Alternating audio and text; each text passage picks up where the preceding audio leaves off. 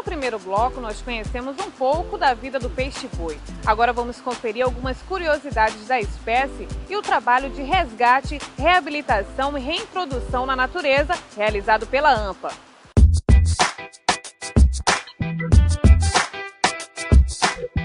Peixe-boi. Você deve se perguntar o porquê desse nome, mas a resposta é simples. Peixe porque vive na água e boi por ser um mamífero. Ele é um animal de vida longa.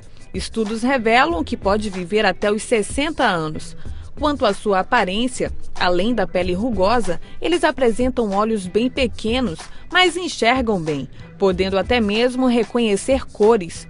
O nariz está bem acima do focinho, com 2 grandes aberturas. E o curioso, eles não possuem orelhas. Seus ouvidos são apenas 2 pequenos orifícios localizados um pouco atrás dos olhos.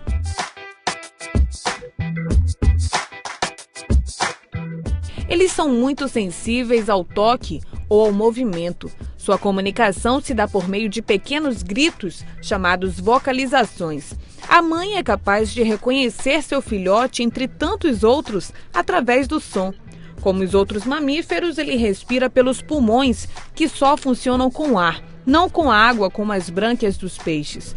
Em seus mergulhos normais, fica apenas de 1 a 5 minutos debaixo d'água. Já em repouso, pode permanecer até 25 minutos submerso sem respirar.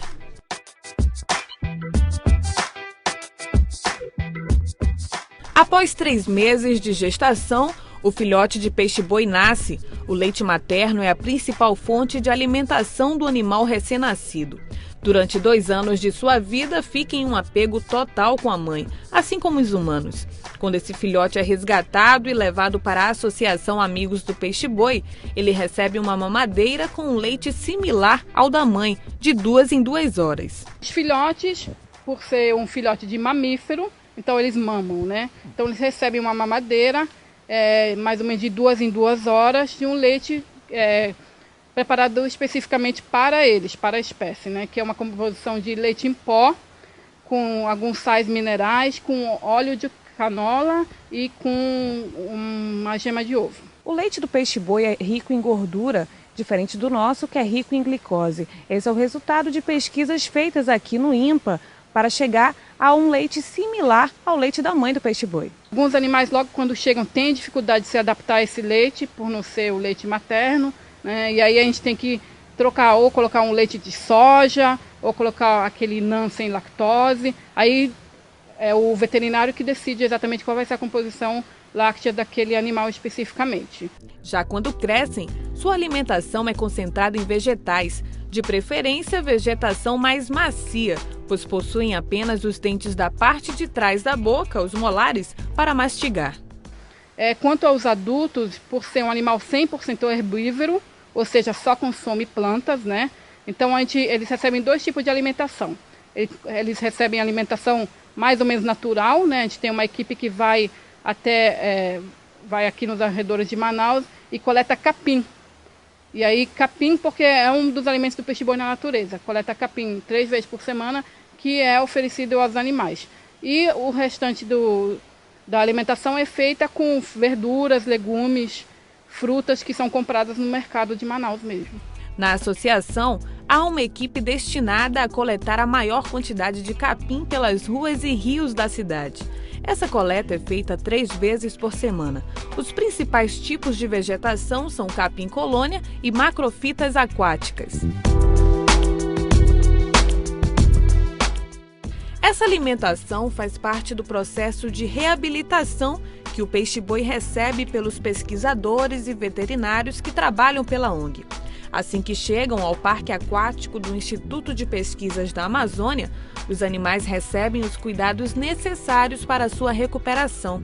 A biometria é feita 1 vez por semana no caso dos filhotes e 1 vez ao mês no caso dos adultos.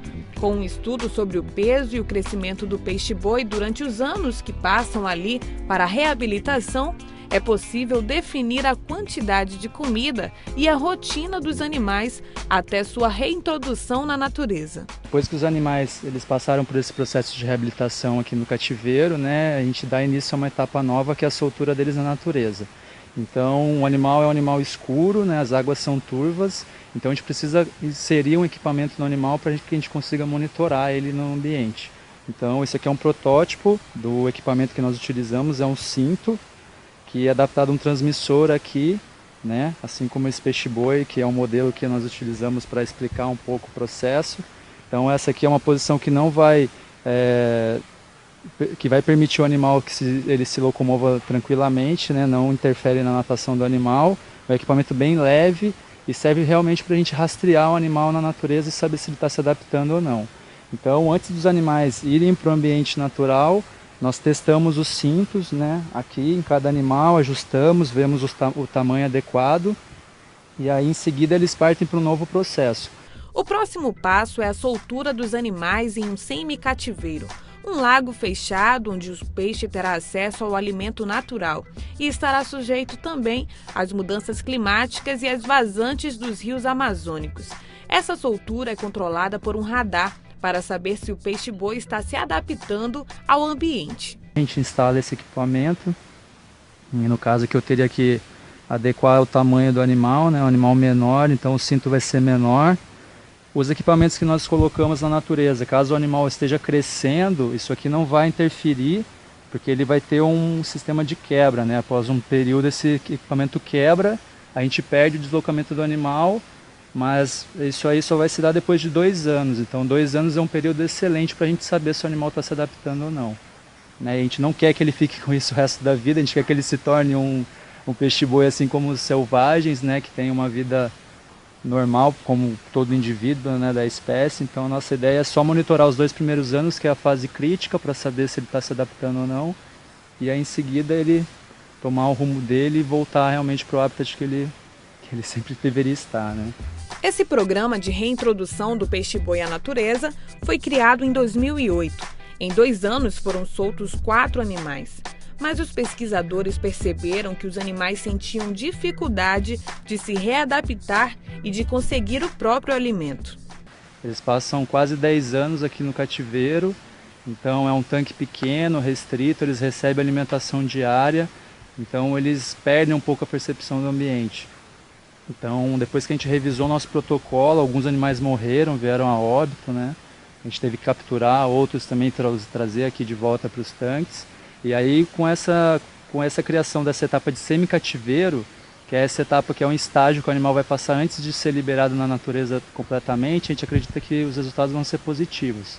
A gente já fez uma recaptura agora, 4 meses depois, que a gente colocou os animais nesse tanque grande, né, um criadouro de peixe. Os animais estão crescendo, estão nadando super bem e a gente acredita que até o final do ano a gente consiga devolver eles para a natureza.